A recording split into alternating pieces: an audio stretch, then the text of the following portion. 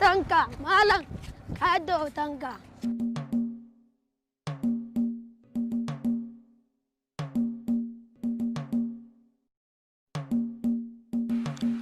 Da fare da jalla sarkina makagin nan da ya ikaina cikan burin da ke iraina na mallaki wace ko yaushe da santa nake wani ikwana ina tunarin da mun ka hado ado da shagar da ta ita hado garin kallon ta har na hado da katon gunguman dutse da na fada na darasa harshe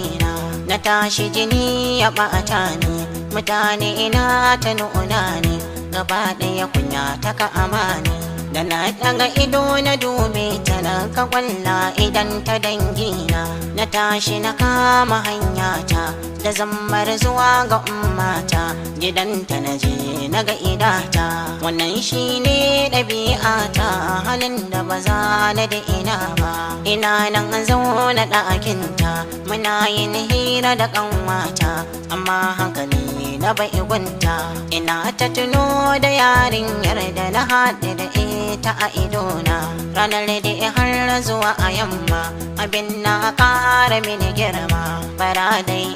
takaice ma bacci na kasa yi ranar nufi na a zaune na kwana a kwana a tashi ba a boya wata ɗaya ya wuce baya kullum sai na bi kana hanya ko zan dace na ganta hakan kadai shine mara adina a gun sana'a ta face ne kawai ranar ina a zaune wurin hanyar mutane ne to sai na ji sallamar muryar da nake nema dare rana da na juya ta kalle ni kyawunta ya sake ruɗa ni farin ciki sai ya ka amani na tabbata bambani ita huce sai na faɗi mai yake raina ranar da ina sanar da ita da kyar ta aminta in so ta domin da akwai wani sirrinta da ta ce in na san sirrin maimakon ƙauna ki zan nuna labari na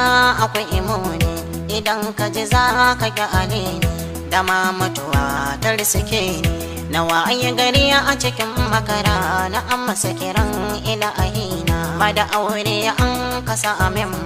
ba shi ne ya fi muni ba yaya na ne ya zama uba gare ni idan na tunna haka bana iya sai da kukana ma'ana ɗagun mahaifiyata da ta haifa cikin cikinta ta ƙarfi yake ta haddinta neman duniya ya sa shi hakan ya aikata muguwar barna na ce share hawa a yanki laifin wani ba ya shafar ki jarafata ce ta sa'ame ki kin saki daina rudewa ina kaunar ki har raina na san komai na sirrinta na yarda da za na aure ta domin mai shakuni da ita har ma ta kai ni gun mamanta ta ce mamakin gaza abina bayan mun gama shiryawa gida na nufa cikin nutsuwa da zammar zan yi da ahowa idan na sanar da ummata da dangina da yan uwana da zuwa na yan uwa na gani da dangi ana ta nuna ni sai umma ta zo ta same ni ta ce yar nan da kake nema ka bar ta kawai umarni na zina'ar ta bakar masifa ce auren ta kamar kazanta ce shin nan ko kasu